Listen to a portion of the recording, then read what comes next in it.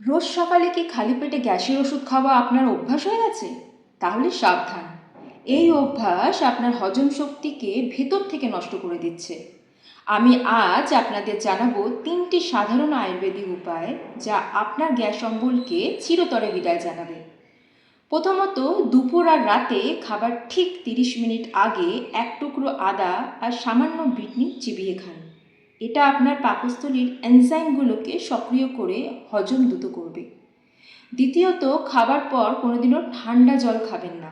তার বদলে 1 গ্লাস হালকা গরম জল বা 1 চামচ জোয়ান চিবিয়ে খান। ম্যাজিকের মতো কাজ করবে। আর সবশেষে ঘুমানোর অন্তত 2 ঘন্টা আগে রাতের খাবার সেরে ফেলুন। এই ছোট অভ্যাসটাই আপনার জীবন বদলে দিতে পারে। সুস্থ থাকতে আজই এই টিপসগুলো ট্রাই করুন। আমার চ্যানেলটিকে সাবস্ক্রাইব করে আমাকে ফলো করুন।